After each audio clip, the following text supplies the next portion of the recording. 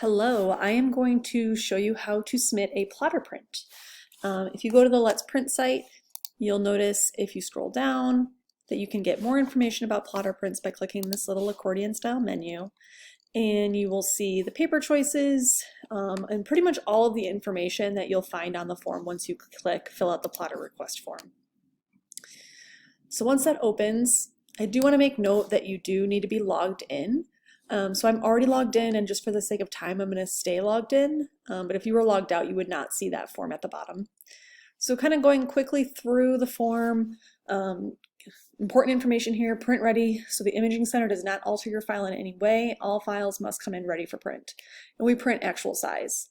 The file type is going to be either a high resolution JPEG or a flattened PDF file. The color space, Adobe RGB and US CMYK swap. We do not work in any other color profile. The best thing about the plotter is that we do offer black and white or grayscale printing, and so it's a little cheaper.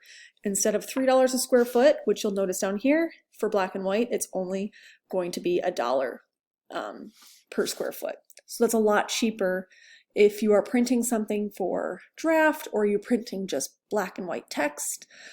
But your file has to be converted to grayscale. The Imaging Center does not change your file in any way.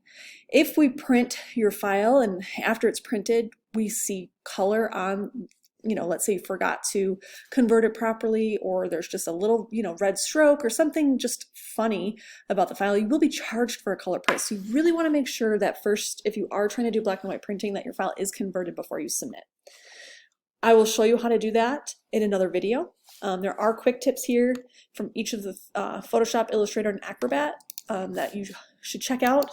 Very useful. There's step-by-step instructions, and there is going to be a video shortly, so you want to make sure that your file is actually in black and white. Hopping back to the form, looking at the turnaround times. Standard turnaround times for the inkjet printers right now is 1 full business day. This does not include weekends or holidays, and at this time there is no rush options available. Be aware though, during midterms and finals and special project times, the turnaround times for the plotter will definitely increase to 2 to 3 business days. Test strips are so important, and test strips are free. So take that into your plan. Because if you'd like to do a test strip, you would select the test strip option, and test strips themselves can take up to 1 business day.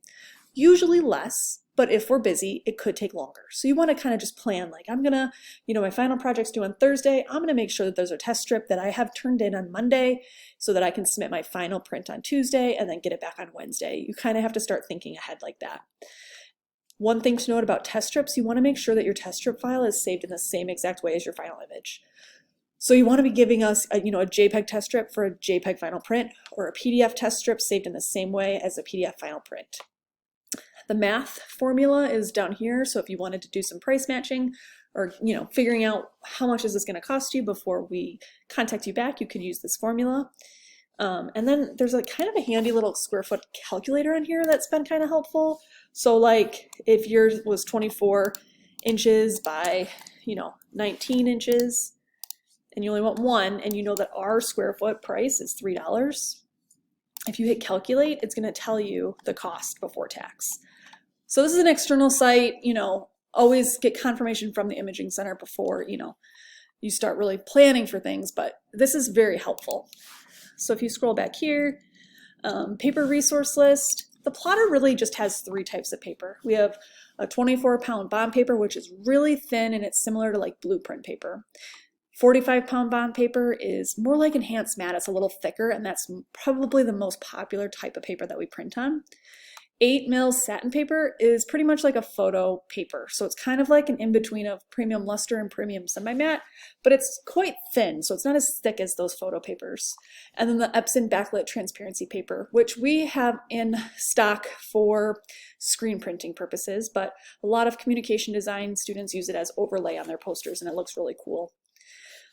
That paper is, keep in mind, $3 per square foot, even if you do have black and white images. The paper resource list, you can't really click these links because they're bond paper. They don't have much information about them. But the backlit transparency paper does take you to Epson's website where you can get more information. Hopping back to the form, You'll see that it populates with my Blackboard username and password. Feel free to change your first name. Make sure that your CCS ID is accurate and your phone number is accurate. Departments are listed here, and if you're undeclared or if you just don't have a major right now, you can just write undeclared. So I'm going to hop to Photoshop and show you this old file that I had from a previous work study, a little infographic, but it's a great example. So you can see by the image size that it's 35.76 by 23.80. So that's great. Keep in mind the plotter can print 36-inch rolls, but the file size can't be any larger than 35.75. This is so close. I'm going to change it just so that it makes sure that it fits on the roll without having to trim it out. And Photoshop, there's so many different ways to change your file size. This is one of the ways that I usually do. So we're going to click OK just for the purpose of this example. If I wanted to convert it to grayscale, I'm not going to convert it to grayscale, but if I wanted to, I would go to mode and you can change it grayscale here. And then it's going to say, I'm disregarding all of your data. Do you want to continue? You could hit, yes, I'm going to do that. So you could hit discard. For this example, I just want to show you how to use the form. So I'm going to use cancel. Hopping back to the form, my image is in color. If I wanted to print a test strip and I click this, you'll see a drop-down menu appear for the paper type. So I would, doing a test strip, I want to make sure I'm doing it on the right paper. If you're doing a test strip, you would want to make sure that you're doing 2 inches by the width. So you could just do a nice little crop. And you're just gonna, I want to see what this chart looks like in these colors. So you're gonna, oops. Oh gosh, getting crazy here, rotating. But basically you're gonna want to make sure that it's like a 2-inch crop of your document. You would save that as and submit it the same way. But we're gonna go for it and print the whole poster. So I'm gonna say, please print the full-size image. Some of the options change, but we're gonna print it on the 45-pound. You can drag and drop JPEG or PDF. Keep in mind the upload size is 67 megabytes, so this is a 30 megabyte file, so it should go through just fine.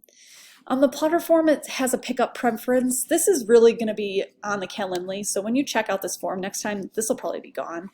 But we're just going to say by appointment for right now. So this is kind of where it gets fun. So you're going to say, this is asking you, my document is, it has one single page, has multiple pages that are the same size, has multiple pages that are different sizes. We run into this a lot with like product design or illustration where they have multiple images that they want printed out on the plotter.